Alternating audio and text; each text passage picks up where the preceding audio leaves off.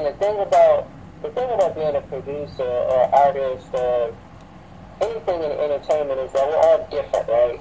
And so we all have different capabilities. And so one way of approaching being creative and becoming great at it is different for everybody. So for example, I'm not a musician. I don't play anything, but I've learned to develop an ear for music, right? And through trial and error, what works, what doesn't work, what do I love versus what I don't like, and then how do I take what I love, make that relevant, forward thinking in today's market, right? So that's kind of the space that every artist or producer needs to live in. What do I love? Who am I? How do I fit in the music industry?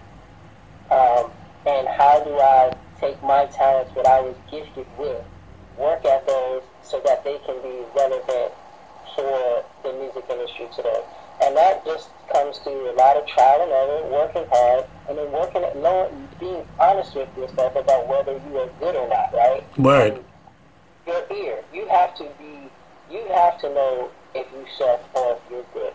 Right. Nobody can tell you that. You know, that's a journey that you have to go on your own. So I would say to you, just be honest. Be honest with yourself about where you are, where you want to go, and how good you really think you are, your expectations versus your reality. All right, so where you think you are versus where you are actually at. All right, so that means at some point you started getting nice. At some point I did. How'd you know? I lived in the same mindset all the time because the music industry is always changing. Right. You know, so you always have to take that same approach every time you're making a new record. You want to know what's hot, you want to know where the music industry's at, but you don't want to follow the music industry. You just want to keep pieces of today and put yourself into what that sounds like. So you're always fresh, you're always new. You know. So it's like science mixed with creativity. Right. You know what I'm saying? Absolutely. That's how I approach. You know, every record. You know. Yeah, I look at people like that, like mad scientists. If you make something and it's too crazy, I'd be like, yo, I know he had to be like busting his brain. He got the bridge, the pre-chorus, the beats crazy, the claps, the thing. You know, it takes a lot to put. You know, you put whatever in a suit to try to get something out of it. But really, when you break a song down, the song is really simple. Like the core of every record should be very, very, very simple. Like take the Juice record I did, first record I did with IYLA. The song, there's a synth sound, there's drum sound, and there's 808s. 8 drums, so we do a hi-hat, snare, kick. Yeah. Right? Let me say that's one because that's the percussion. Right. Then we have the 808s. Yeah. Right, that's our bass line. Yeah. And then we have the vocal synth. So there's really 3 sounds that drive the whole record. But when you add the song in and you add all the complexities of like the backgrounds, the way that the song is riding on top of the record, it sounds way more complex than it really is. I know. Very simple record. So you got to find a way to be simplistically complex. And you know, also very easy to and digestible, but still getting something like at the end of the record where I do the string section. You know, and I typically at the end of my records will find a way to put in a classical piece or string. I know. I noticed that about you. Yep. You know what I'm saying? Yep. Because I'm a music guy. Yep. And so I have to find my ways to give people a little bit of art. Like I'm gonna dash this little art to you. Right. You know, and that's kind of my signature thing that I like to do. But yeah, just learning to be simple, but still have a high standard for the quality of the record. You know, and so that right there is hard to do. Right. So then at some point you let somebody hear something and they liked it. Eventually, I got turned down a lot. I've had a lot. I've had way more no's in my life than I had. This the part we need to hear. All them damn no's. 1,000 no's to my one yes. I mean, and really, this yes, for me, this one, IYLA, that was my yes. I decided to stop getting approval of other people and decided to say to myself, oh no, this is what I want to do. This is going to be hot. And IYLA and I own ourselves. We're not signed to a label. Oh, what? We're a partnership.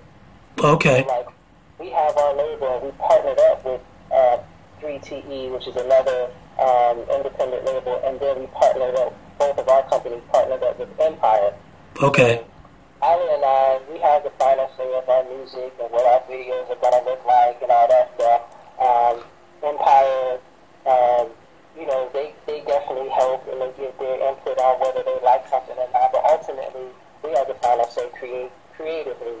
You know, they hold the budgets about how much money they want to spend on a video or the marketing and stuff like that, but we're all partners in this. We work as a unit, but, you know, we all, myself and her, we still own,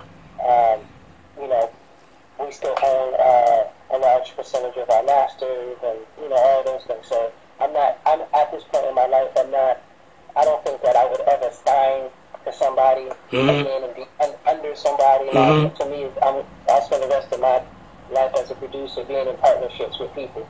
Right.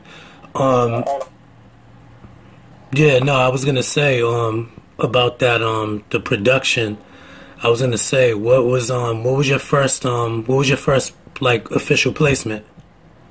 It was with the dude Young Chopper City. The making of the band. It was a record. I see your little daddy got a deal. Now it's real. The Combs did cat like when they started doing their albums. Yep. And that was featuring Lil Wayne. Chopper City and Lil Wayne. Oh wait, Chopper City and Lil Wayne. I know that song. Yeah, see your little daddy. That was my first placement. Co-produced with my old partner. Yep. And then co-wrote the hook with my boy Latif, Corey Williams.